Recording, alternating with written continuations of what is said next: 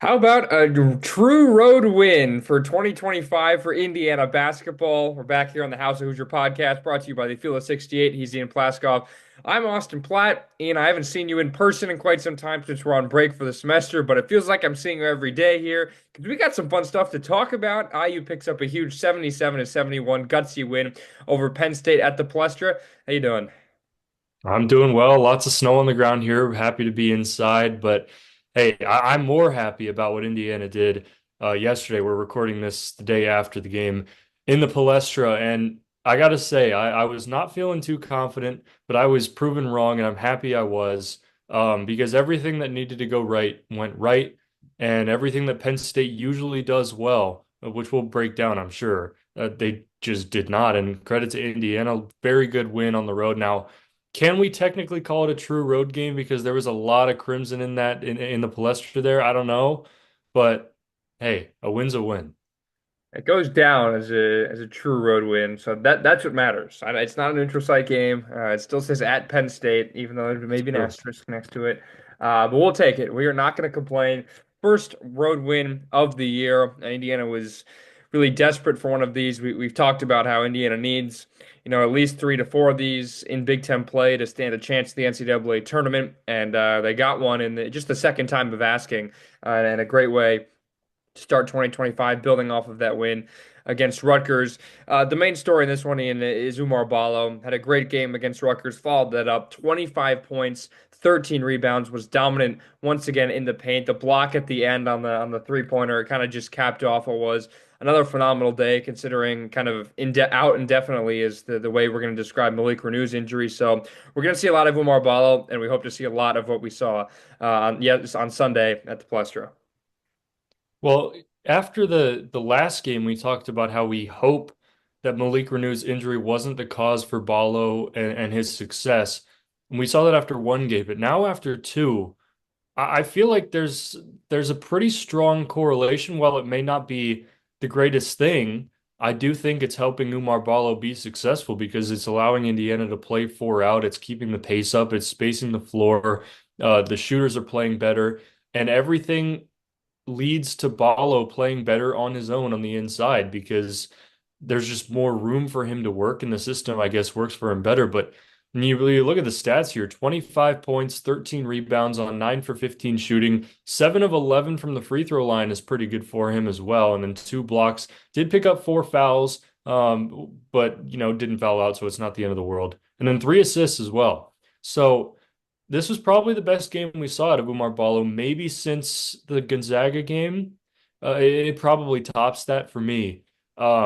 But with the lineup changes, the rotation changes, I think that's what's allowing him to thrive. Yeah, we're gonna get used to seeing Ballo playing 32 minutes because I think he played 32 against Rutgers, plays 32 again against Penn State. Langdon Hatton clearly is just not ready for Big Ten play quite yet as the backup center in this system. But Indiana essentially wins this game in a 3.5 minute stretch to start the second half. It was an 8-0 Mackenzie Mgbako run. I believe two threes and a great shot fake, which led to an open bucket or actually to a contested layup. Miles Rice gets a steal, and then Galloway, I think, fishes it back to Mgbako, who hits a three. Penn State calls timeout, and Indiana goes up by 12 at that point, and Goody made a three after that as well. It's at that point where Indiana essentially, wins the game. And I know the largest lead was 16, 61-45 at the halfway point of the second half. Got really dicey, very dicey at the end. You figured once the lid came off Penn State's basket, especially from beyond the arc, they would hit a couple. They ended up hitting three of their 21 on the game. It all came in like the last 4 minutes, but Indiana holds on, makes their free throws, and does little things right to pick up this win. But I mean, Mgbako, phenomenal once again. He's someone who's also stepped up really with Renew's absence. 20 points, 4 of 8 from downtown. Just his ability not only in stride shoot the three or contested, he'll take a three. his ability to create his own shot from inside the arc is something that has really improved in season two with him. And there was that one point where it was late in the shot clock, late in the game. Indiana kind of needed one, and he just kind of steps inside the arc or kind of fades back, gets fouled. It was a complete bailout. No need to foul if you're Penn State, and he gets two big free throws. But just Mgbako's, jump I think from year one to year two, in terms of his shot making inside the arc is phenomenal. I thought just overall on both ends of the floor, Mgbako was, other than Ballo, the best player on the floor. He had some great defensive plays, didn't get credited with any blocks or steals, but he was deflecting balls, he was tipping passes, he was active on the defensive end, moving his feet. And then on the offensive end, you talked about the bailout call on that turnaround jumper, but I'm going to talk about the one that he made in that same spot. He was posting up with like 5 seconds left on the shot clock, like 19 feet out, the patented Mike Woodson long two. And then he just somehow turns around and drains it. I think his defender was like, that's tough. I think they caught that on the broadcast. Um, and then you just transitioned it onto the defensive end of the floor. And a lot of the problems we saw with Mgbako last year was on effort and defense. And I think those are two things that he stepped up this year. The scoring is going to come. He's the best shooter on this team pretty clearly, other than Luke Goody, maybe. But great game from Mgbako. Him and Ballo were clearly the best two players on the floor, and they were what carried Indiana to the win. Another thing we can touch on, I think, I don't think is a coincidence with Malik Reneau. It's just the effort. I mean, the intensity and the effort that we've seen really in these past two games has been remarkable. I mean, guys just diving all over the floor. That was a physical game. I mean, there were some screenshots I saw today where it's like Ballo's getting whacked. The officiating was bad, like really inconsistent, and it did not favor Indiana whatsoever. Ballo's getting whacked from behind. If it's Zach Edey, he gets that call. We already know that. We don't even have to say that. But I mean, Palaestra means exercise gym in Greek, and Indiana really was exercising, diving on the floor, doing everything they can to pull out this win. And even on the other end, like Ballo's getting called for ticky-tack fouls, but just the effort and the intensity, something we haven't seen so much in the Mike Woodson era, something that when Penn State's coming back, we'll see Indiana just completely flounder and lose a game like this, even by double digits. Even though when you lead a game by 16, we can go over all the road losses that Indiana's had where they've blown big leads and lost big. And this was not one of them, and that's because of the effort. I think that's because of the guys and the leaders on this team with Leal and Goody, two guys that are always diving all over the place, and just the intensity for this team to get a win. This changes just a little bit. I know we'll touch on this, but I think my thinking of how many road games can this team win, we can go back to what we said. This changes my thinking maybe just a little bit. Winning solves problems, and I think that Rutgers win was huge in figuring out what this team needs to do in the Big Ten slate. Because once you start winning, that's when it all comes together. That's when players feel confident. That's when they feel comfortable. That's when they're at their best. And that's what we saw in this game against Penn State. There were some times against Rutgers where there was a little bit of a lackluster effort, but for the most part, it was great. And then Indiana came out with the win. You come into the Palaestra at Penn State. You said exercise gym. We know a thing or two about Greek terms. We may or may not have taken an ancient athletics class. And you look at guys diving all over the place. I mean, there was a little some pancration looking plays out there, and then Ballo skying up looking like a Minoan bull leaper as well. There's some frescoes and kenosos that we may look at for that too. But I mean, the effort's there. It was what won Indiana this game. That's how you're going to win games in the Big Ten because it's so physical, it's so powerful. And with one big in there, you can play a little bit differently and mix the physicality in with a little bit more of a modern style of play with the shooting and playmaking. And that's what Indiana's done the past two games. It's worked, and I sure hope it continues. And yeah, when the ball was on the floor, it was almost like they were pretending they had like the olive oil from the trees on the ground. Instead of sweat, it was just oil all over the floor because there was some serious mopping that needed to be done with guys diving all over the place. And the amphora obviously being the prize. Indiana doesn't get any of that. There are no medals in this, but it is still a big win to move forward. You mentioned Penn State, the things they usually do well, they did not do well, and this is just, I think, a byproduct of playing a game on a neutral site. 3 of 21 from beyond the arc. They missed all 8 of them in the first half. Low scoring 29-29 game at the break, even though it was like 25-24 with like 5 minutes left. Both teams just kind of went cold really at the end of both halves. And I just think in a game like this, where if Penn State knows the three isn't falling, and Indiana it wasn't necessarily falling, especially in the first half, the ability for them just to knock down, for Mgbako especially, just to knock down a few of those to start the second half, really changed the way IU could go about this game because they were confident as well taking threes, and Penn State was not, and it just opened up the floor that much more. Still, too many times I think Indiana was just chucking up threes when they didn't necessarily need to. There's been a lot of that, I think, as of late, and I think that's just what happens when you don't have an extra big man. You're going to have more outside shots. So, shot selection is always something we can look at under the microscope. But I think overall, Indiana's shot making was a little bit better. But even the guys off the bench were just 1 for 8. Leo had 1 point that came at the line. Bryson Tucker had a good stretch in there, had a few rebounds, trying to push the pace the other way. Made one shot. Carlisle 0 for 3, and Hatton in 8 minutes did not take a shot. Still need to see more from the bench. But overall, I think that the selection and the rotation for Indiana was much better. Ballo, 32 minutes is about the max he's going to get in Big Ten play, I think. Yeah, I'm going to focus on the three-point shooting here. I tweeted this out after the game yesterday as I searched through all my tweets of frustration at the Colts to find this here. Um, Here we go. So Mike Woodson with this win moved to 3-5 against Penn State. And I mean, as we all know, the three-point shooting has played a major factor in every game. So if you look at the losses first, the five losses, Penn State, in terms of three-point makes, Penn State has won every game. If you look at them, it's 11-4, 18-4, 8-2, 12-5, and 9-2. Those are all the games that Penn State has won when Mike Woodson has been the head coach at Indiana. And then you look at the wins, Indiana led the three-point shots 10-9, Penn State led 7-3, and then in this one 9-3 in favor of Indiana. So the it's not the only factor that plays into wins or losses in this matchup, but it definitely is key because if Indiana's losing to Penn State, it's because of the three-point shot. That didn't happen yesterday, and that's a major point as to why Indiana came out with the win. This is the kind of game what Indiana needed to win, and it's always been the conversation. Always been the opponent does not make the three, and if Indiana can guard the 3-point line, then they have a great shot of winning. And I don't know if Indiana guarded the 3-point line spectacularly, or if it was just Penn State didn't hit open shots, maybe a little bit of both.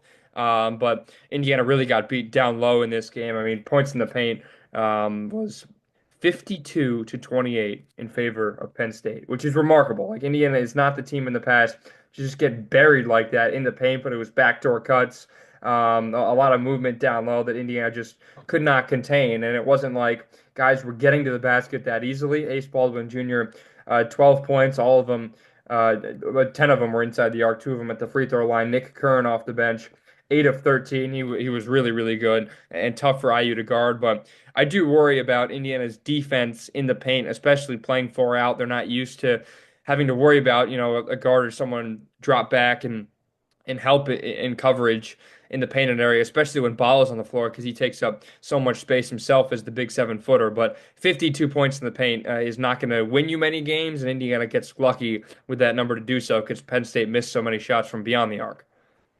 It did look like to me that Indiana was chasing Penn State off the three-point line with these aggressive closeouts, forcing them inside, and then trying to feed them all into Ballo.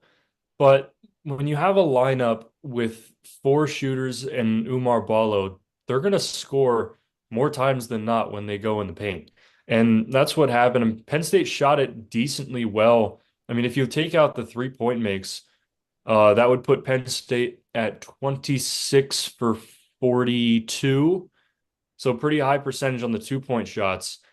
And I mean, it was pretty clear that Indiana was trying to chase them off the three-point line because they make roughly 10 threes a game against Indiana. It was flipped this game, so it didn't really hurt Indiana too much because they hit 9 threes. So if you're allowing 2-pointers but making 3-pointers, it's not going to hurt you terribly. And I think that was what the game plan was, is relying on the hot shooting that came in the Rutgers game. Um, but there is room for concern as Indiana heads into future matchups, just with paint defense and trying to defend both 3-point line and the paint. Yeah, Indiana in this game had 28 points in the paint themselves, went 9 for 23 from beyond the arc. Goody 3 of 5, and Mgbako 4 of 8. Rice 1 of 2, all from beyond the arc, and the other guys combined for just 1 of 8, which was really not great. The bench, here's something I just have to get off my chest. Tucker and Carlisle, I do not think can be on the floor at the same time. I think Indiana has seen that. I'll look here at the plus minus, which is a stat I really like. Carlisle -8 in 8 minutes, and Tucker was -5 in 13 minutes. He was a little bit better, but just the shot selection from those guys, that mid-range shot, which just wasn't falling. Those guys, I don't think could be on the floor at the same time. I know Carlisle's a defensive specialist.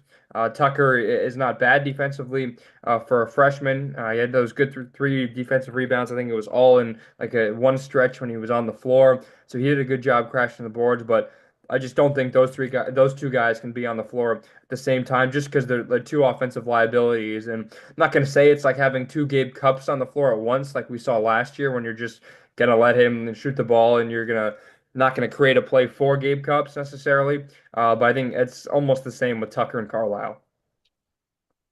It's so weird to look at them because, like, if you look at Bryson Tucker at home, at least in the non-conference schedule, he's been a reliable scorer, although his shot selection does kind of make you ask some questions because as soon as he touches the ball, you know he's going to go up with a shot. But Kanan Carlisle, I mean, most of his looks this whole season have been pretty open, at least from three. He's just not knocking him down. And I feel like Indiana thinks, hey, if we keep putting him out there, they're eventually going to fall because he is a talented scorer. He was a talented scorer last year at Stanford. But if you try and do that with the wrong lineup and at the wrong time, like you said, I don't think it's going to work. So they got to find the right times for Kanan Carlisle. I mean, he defensively is probably the best perimeter defender on the team. So you got to have him out there at some points, but you got to be smart. You got to put him out there with a better offensive lineup because you know that he will be taking shots. It's not like he's not shooting it well and not taking shots. He's not shooting it well and he continues to take shots. So eventually they're going to fall. I think that's what Indiana thinks, but you got to do it smartly. And then with Tucker, he's a freshman. He's just got to learn to develop the game a little bit and not, I mean, he played what, let's see, 13 minutes, took 4 shots. That's about normal for him. He'll take as many shots as he can during a game, but you got to do it at the right time. Yeah, and that's kind of, and we see this all the time in this sport where, as a freshman, when conference play hits, you're a different player, and then in conference play on the road, it's really a step up in the competition. Even though you're right, this didn't really feel like a road game, but in the end, it counts as a road win, and that's really all that matters at this point. And Indiana again moved up in the net rankings after yesterday, up 8 spots to 56, now at 12-3, 3-1 in the Big Ten, which is like you're right there. Like you're tied for second now. There's a few teams that are 3-0. It's going to be a cluster of teams you're going to be tied with the way this season's going to work with 18 teams. And it's like if you can get above 500, if you can get 12-8 in the Big Ten, then you're going to be like right there. If you're, let's say 11-6 with 2 games to go, you're going to be right in there. Or 11-7, math is bad. But if you have like 11 wins with 2 or 3 games left in the Big Ten, you're going to be right there to compete for a Big Ten title the way this season is going to work. And the ability to get a road win now and knowing just, and you're kind of looking at the first 5 Big Ten games that Indiana will play, obviously rounding it out with USC on Wednesday. It's like it's 5 of the weaker teams in the league, and just that 17-point loss to Nebraska really is just a bad look just because that it wasn't a 17-point game by any sense of the imagination. But if you can capitalize on Wednesday and start 4-1, you have to feel pretty confident with this group. Yeah, you look at, I mean, USC is not the greatest of teams in the Big Ten. They've played one true Big Ten team so far in Michigan, who's surprisingly been very good. Then they lost by 11. They've played Oregon and Washington, but it's no different than when they were in the Pac-12. Lost to Oregon by 8, beat Washington by 14. But this is a home game, right, at Assembly Hall. So that's the advantage there. I think this is a very winnable game for Indiana to move up to 4-1 or 3-1 in the Big Ten. And then you got to go to Iowa. And Iowa is not off to the greatest of starts in Big Ten play. So that's another winnable game. I don't think Carver Hawkeye is going to be too bad of an atmosphere for that one. Um, if Indiana can start out with those, capitalizing off what they have and winning those two games, I'll be extremely happy. If they lose at Iowa, it's not the end of the world. You have to beat USC, but it's the conversations went from how Indiana needs to find a way to get wins, period, to now finding ways to win on the road and trying to get yourself in the tournament because that was a bona fide quad one win at the Palaestra yesterday. And we're Penn State fans the rest of the way. So, the college basketball is just a weird sport because the postseason is decided by really everybody put into a computer against each other and with each other and whatnot.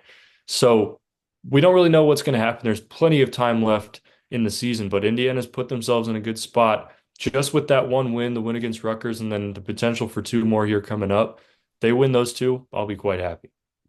And Indiana gets Penn State again at Assembly Hall in late February for a late tip. So a chance to sweep Penn State and enact a little revenge because Indiana has not swept Penn State in the Mike Woodson era. You mentioned that they're now 3-5. It's just the second regular season win and the first time Indiana has won on the road against Penn State. They still haven't won at the Bryce Jordan Center, which I don't know if that'll ever happen again. But I mean, you take it. I mean, you're playing a game at the Palaestra. It's early. You look at it early on in the Big Ten season. Obviously, students not in session, so the crowd just a little bit different, and it was very IU heavy. Just the ovation that the team got at the end of the game was remarkable, and clearly just the emotion from Luke Goody, from Oumar Ballo, and just the video even in the locker room of Mike Woodson high-fiving all the guys, knowing how big this win really was to build off of the game against Rutgers and prove that it was not a fluke to win a game without Malik Reneau, even without obviously Dylan Harper, who already mentioned that in that recap episode. How much does this move the needle for you? Does this open up the possibility for us to be more confident in other road games that are coming up? You mentioned Iowa gives you the Iowa game on Saturday gives you a little more hope that the Hoosiers can win another road game. I have a thought that maybe even a game like Northwestern. I know as good as Northwestern is at home, but a result like this can give you a little more confidence because that game's in a few weeks as well. How many more road games? I guess the question is to keep it short. Do you have more confidence that IU can win, considering what we saw on Sunday? Well, I think it showed a lot of potential, and I think we should go through and do what we did a couple episodes ago and look through the next road games and give our confidence level. So I'm gonna give Iowa a yes. I don't think I originally had that as one, um, but I think there is a good chance now that Indiana could win there. I'm a half. We'll play halves here. I'm half confident. I had zero confidence in the last time we did this, so I'm up a half. Okay, then the next road game is at Ohio State. That I had as a yes previously, and that will stay for me. Yep, same here. And I'm gonna join you on the half front with Northwestern. Yep, I'll take two halves. So I'm at one. At Purdue, that's still gonna be a no for me. Yeah, that'll never be a yes. At Wisconsin, they've kind of faltered off a little bit. I'm gonna go a quarter there. Okay, I was thinking if you wanted to do a quarter, I'll do a quarter. All right, so now we're really getting fraction based here. Oh, Yeah, a why quarter, not? sure. At Michigan State, the opposite of Wisconsin, they've gotten better over time. I'm gonna go with a no there. Yeah, I'll go with zero. At Washington, I had as a yes previously, and Yep, I will stay I'll there. keep that as a yes. And then Oregon, I'm gonna go probably not. I don't even think I'm gonna give a fraction there. I'll give a quarter. I know Illinois completely blew them out of the water just because they can score so quickly. I don't think Indiana will be able to do that on the road. But I do like how they play Washington first on that road trip to warm up to playing Oregon. I know it's the opposite for Illinois. They struggled against Washington on Sunday, but I'll give a quarter just because the order of operations is reversed. So I'm not going to do the math of how confident I was, but we were at two. And now between us, we're at like three, 3.5. So we've definitely moved the needle a little bit, which is obviously you don't want to overreact after just one game, but I think this says something about this style of basketball can really work on the road. And if you look at the home games, I mean, if you're winning three, three and a half, four max on the road, you're probably going to want to win at minimum eight at home. Um, they've already got two down with Minnesota and Rutgers. And I kind of want to go through the home slate as well and see what we Sure. think. So USC, I'm going to give a yes. Yep. Illinois is going to be tough. Yeah, I'll say a half. I'm going to go half there with you as well because I think the crowd will help Indiana out, but Illinois is such a talented team offensively, and they feel like they always have their way with Indiana, so I'll go half there. Maryland, they're an interesting one because they've kind of gone up and down throughout the season. I'm going to give that a three quarters of a yes. I'll just say yes. Maryland's always a funny team. I know Derek Queen's been really good this year. And Maryland's funny. Kevin Willard's kind of like, is he good? Is he not good? I'll go yes. Indiana has had their way with Maryland the past few years. Michigan, Uh, this could be another half. I think half might be it. Michigan's like good, obviously. Dusty May coming to Assembly Hall. That's a good team. I know it gave Indiana some problems last year early on in Ann Arbor. I'll go half, maybe three quarters. that one will be dependent on Malik Renew's status. I know that's in February, but Michigan's another team that plays that two big lineup Mhm. uh, with uh, with Wolf and Golden. So yeah, that'll be a tough one, I think. UCLA, that's going to be another half for me. Yeah, I'll go three quarters. I haven't looked and see how the West Coast teams have done on the East Coast this year. Friday night should be a really good atmosphere. Fox game at Assembly Hall. Obviously, two historic teams now facing off for the first time in Big Ten play. I'll give Indiana three quarters there. Purdue, I think I'm more confident in than earlier in the year. Do I think it's an absolute yes, no, but I do think there's a very solid chance that Indiana picks up a home win against Purdue. Yeah, Sunday afternoon. I think that's the weekend. Is that Super Bowl? That's gotta be the weekend after the Super Bowl. So everyone's got to be focused on basketball at that point. So I'll say three quarters for that one. And then Penn State at home, I think it'll depend on if Penn State can shoot the three. If this game was anything like it was yesterday, I'll give Indiana a yes there. Yeah, me too. I'm confident Indiana will hold serve at home, considering they lost to Penn State at home last year. And then final home game of the year, final game of the year is Ohio State, and I believe that's the Whiteout. So I'm gonna go yes there. Pretty clear. Me too. Yeah, I think that's I don't think spring break starts that because this is the what a Saturday afternoon game, Sunday. It's a Saturday afternoon CBS, one of the last regular season games of the year. The only thing I would worry about is if it's over spring break and it's not. So students are still on campus. Yeah, I'll give that one a yes. Hopefully Indiana is in the running for a Big Ten regular season title at that point. I mean, there are a lot of factors up for consideration here on both sides on the home and road slate. Renew obviously is one. If Indiana can keep shooting the ball well, that's another one.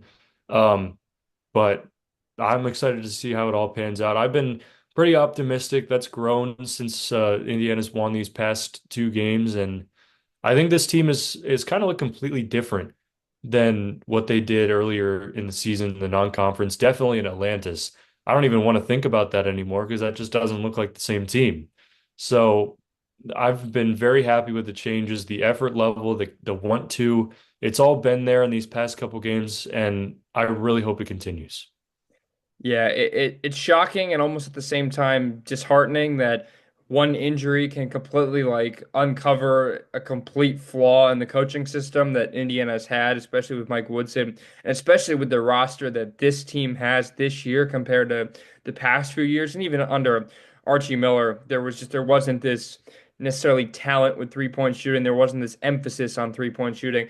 And it's all because one of your best players gets hurt, which stinks, as we mentioned last time. And obviously, having now a full 40 minutes where you know Malik Renew is not going to play completely shows that, Indiana should have been playing like this. They have the talent to win these kind of games. They have the talent to outscore their opponents instead of hoping their opponents miss, which maybe was a little bit of the case at the Palaestra just because Penn State missed so many shots they usually knock down. But it stinks that like Mike Woodson's coaching has completely been just uncovered and torn apart by one injury, and he's forced to play four out because you're not playing Langdon Hatton and Oumar Ballo at the same time. Well, here's where I think that comes from. Because Mike Woodson's first team at Indiana was headlined by Trace Jackson Davis. And it was all about post play. It was all about Trace Jackson Davis and playing in the paint, not really shooting too much unless you have to. And then Trace Jackson Davis leaves and Malik Reneau steps up into his spot. And Mike Woodson tries to build his team around Malik Reneau the same way that he tried to build around Trace Jackson Davis. But Malik Reneau is not like Trace Jackson Davis. They are not the same player. And Trace was a special talent that, quite frankly, Reneau is not. He's a great player, but he's not Trace Jackson Davis. So you cannot build an entire team around a guy like Reneau in the style of Trace Jackson Davis, especially when you last year at least when you have a team around him that can't shoot the ball. So now you look at this team, and it doesn't look anything like what Indiana did against with Trace a couple of years ago. I mean, it's run out of the perimeter, it's point guard oriented. Ballo's there inside as a dominant presence, and it's not really him as the only feature, and then everybody has like if he's not open, then you have to find something. It's more of a complete team. And when Renew's in there, the ball stops, and I feel like the coaching style has made him the focal point of trying to be what Trace Jackson Davis was, and I don't think he is that. Uh, like I said, great player, but you can't coach different players the same way because they're not the same player, if that makes sense. You're spot on. Everyone has said that Trace Jackson Davis carried Indiana for 2 years and kind of almost covered up Mike Woodson's coaching problems and the emphasis on the inside, the post play when it should have been the other way around. Obviously, Renew was such a big get, recruiting wise, and obviously same stomping grounds as Jalen Hood-Schifino. And I want to say, I don't remember if Renew started his first game. He did not. I forgot because Race Thompson was still there. I forgot about that. So I mean, Indiana had like a solid other player to complement Trace Jackson Davis, and that was Race Thompson because he was great on the defensive end, like one of Indiana's best post defenders, on ball defenders that the Hoosiers had in those 2 seasons with Mike Woodson coaching. And Indiana tried that with Malik Reneau, especially when Race was hurt. He really wasn't healthy in that second year now, two seasons ago. And Mike Woodson tried to essentially force Malik Reneau to step up, and he just didn't, and he couldn't.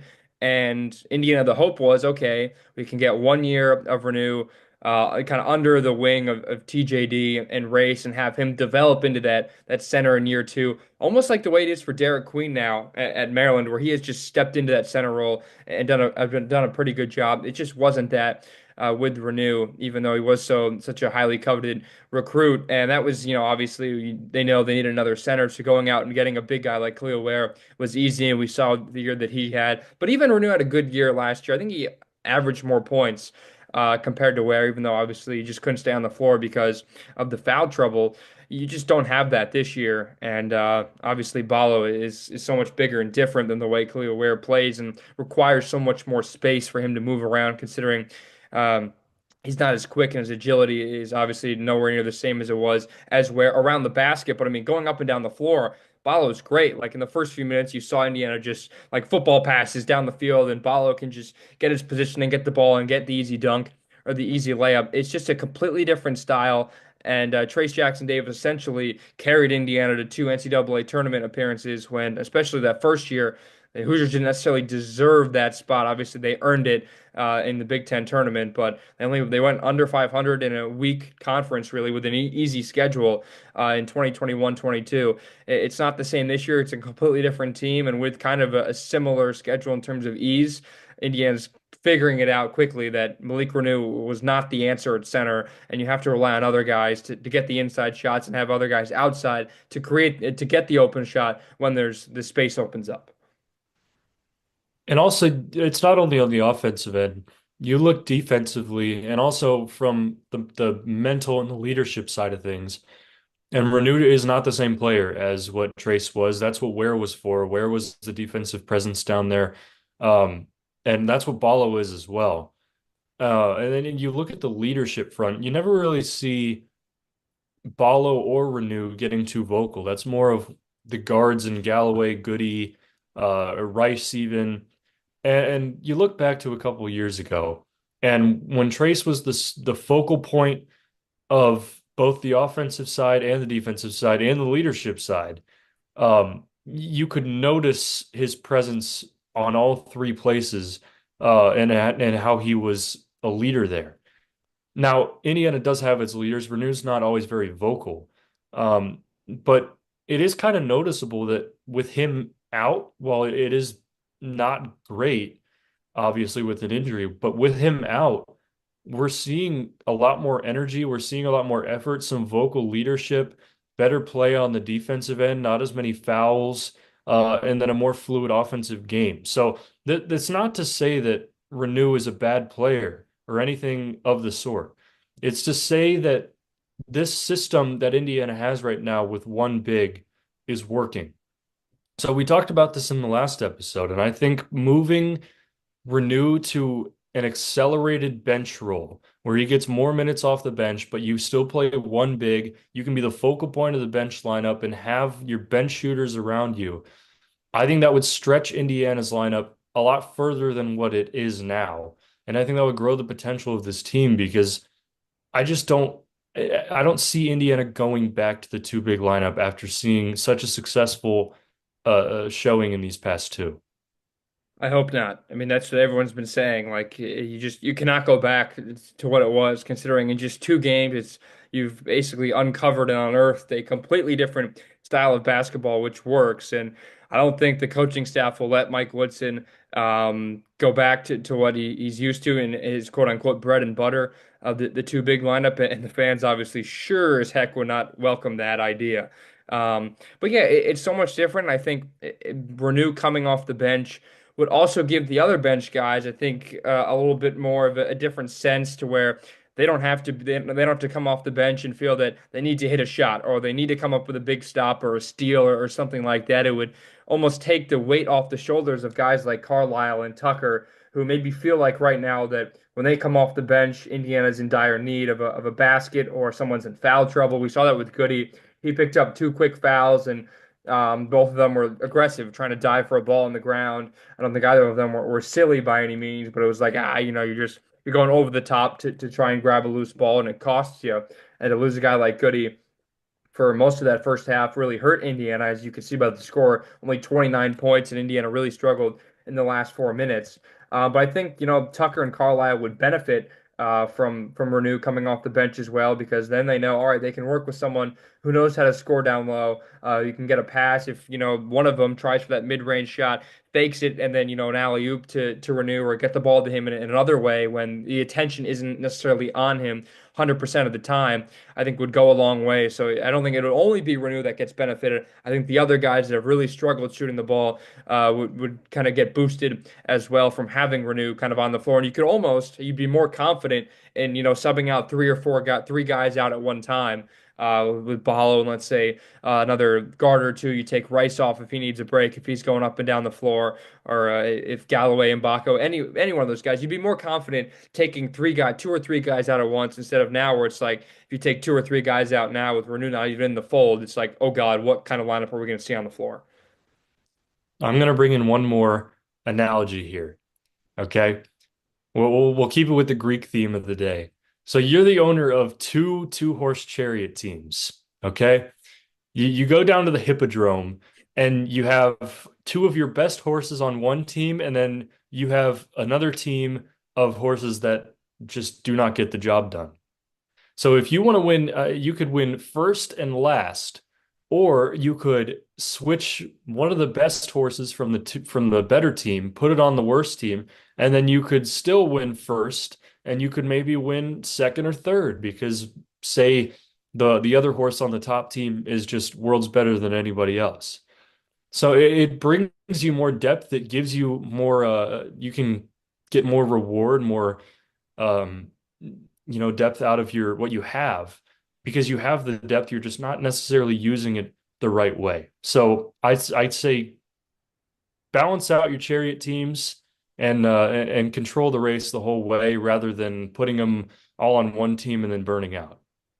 Completely. And I think I mentioned burnout. You wouldn't even like Ballo is someone I worry that would get burned out, and he's obviously now the main attraction. He's the best horse in that best chariot right now. And I do worry about him a little bit with fatigue, but I mean, if you bring obviously this all depends on when Renew comes back, if Renew comes back. It doesn't seem like it's completely season ending, but they're not expected for him to return anytime soon. So hopefully he comes back at the beginning of February, which I mean he's out for a month, which would really stink. But you know, when Renew comes back, like Ballo's going to be obviously tired, and you only need to play Ballo for like 25 minutes and then have Renew on for 15. Like you can split it up that way. It's not completely you're just taking Renew and demoting him to the bench. Like you're going to put him in the fold with the other starters, and it's almost like those two horses on the two chariots are just kind of rotating and the other guys kind of just fall into place. So it's not a complete switch. It's not a complete demotion for Renew. It's just a different role, which I think will maximize him to get more out of the minutes he plays, while obviously keeping in mind that you're more likely to stay out of foul trouble. It's not, yeah, it's not even like a sixth man. It's more of like a second, third man. Like, I don't, that's the best way I could describe it. It's not like you're just sending him to the bench and having him play 10 minutes a game. He will be playing probably the same amount of minutes as he would in any other game, but you don't have to worry as much about the foul trouble, the bench drop off, whatever it is.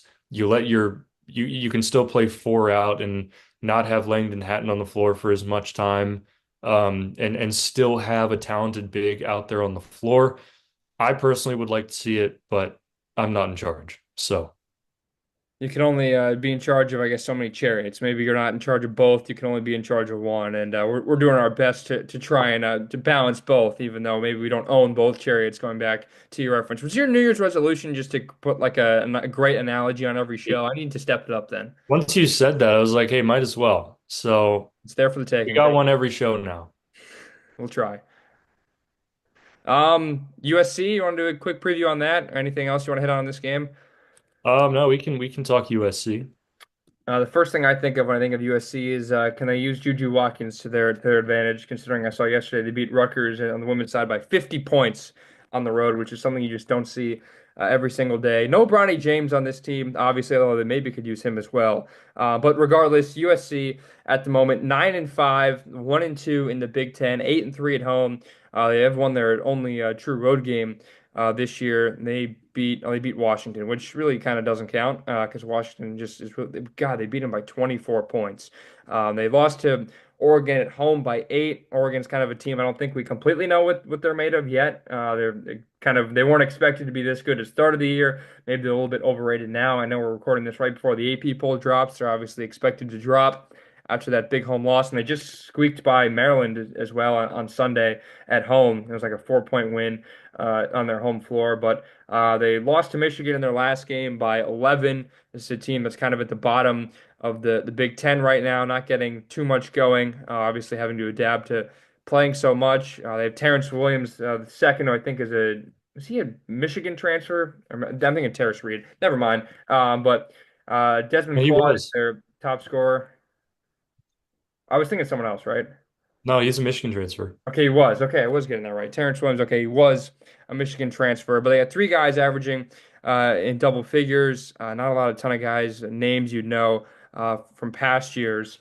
But this is a team that shoots a three-pointer okay at 34%. Their free throw percentage is pretty good at 75%. They make their shots inside the arc. But this, I don't know if will prove too much of a challenge to IU on Wednesday. You're just hoping that you can just building off the momentum, and it's not a huge long layoff. Kind of you're getting games in 3 days. You're not having these long layoffs like Indiana did with the non-conference schedule and obviously with the holiday break. So you're glad that Indiana's kind of getting in the flow of things at the right time because in past years at this point in January, Indiana has been really, really poor and they have not started the new year off well. It seems like it's a different story today or this year. Yeah, I hope I'm not proven wrong, but I'm feeling pretty solid about this game. You look at USC, and this is a team that's in a completely new era with the Must Bus coming in, and you lost Isaiah Collier, Bronny James, trying to fill spots in, and not to hate on the Pac-12 or anything, but they just haven't necessarily experienced a true like conference road game atmosphere like Indiana.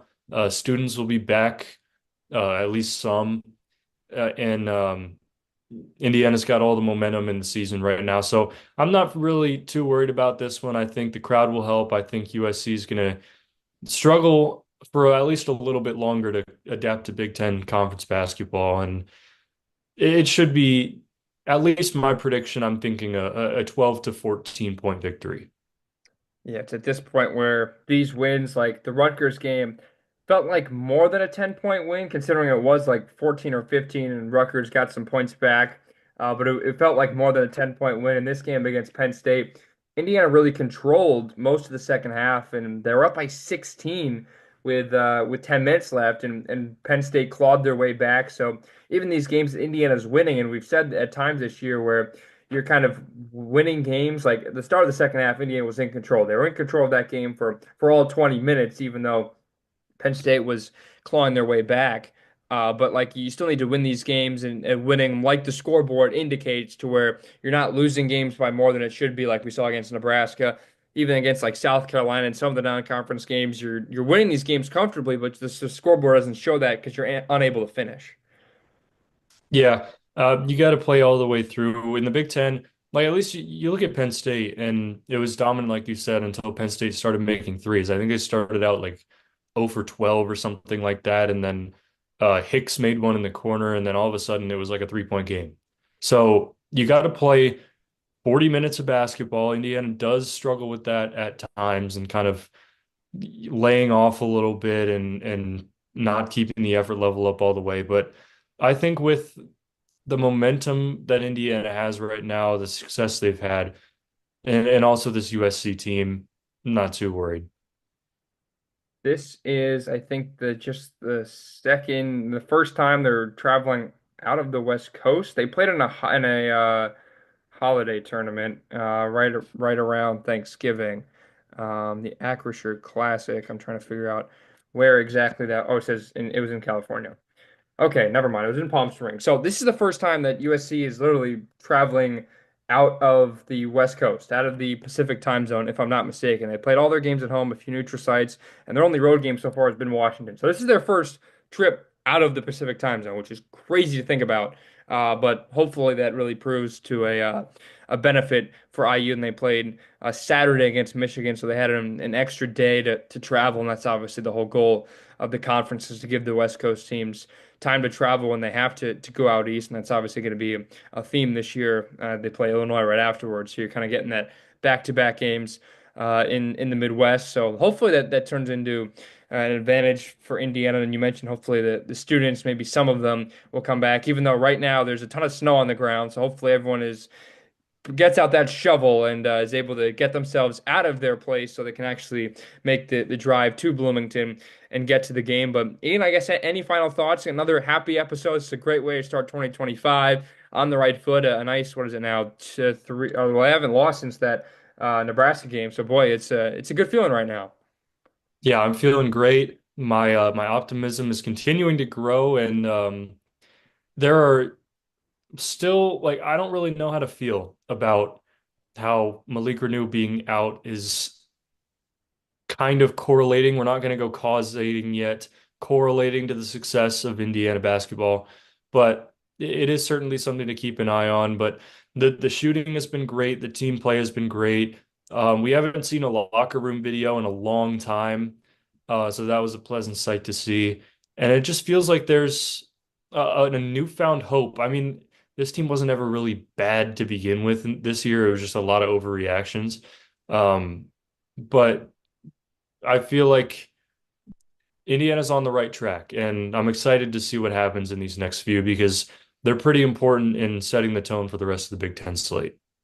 If you cut the season out, 20 games in the Big Ten to 4 5 game stretches, Indiana's got the chance with a win on Wednesday to start 4-1, which, albeit against five of the weaker teams in the Big Ten, I think the way that the conference is going to shake out this year, especially just, well, I mean, Penn State is better than advertised, I think, and obviously made some strides last year under Mike Rhodes in year one and is expected to do some big things again, considering they brought a lot of talent back from the team last year.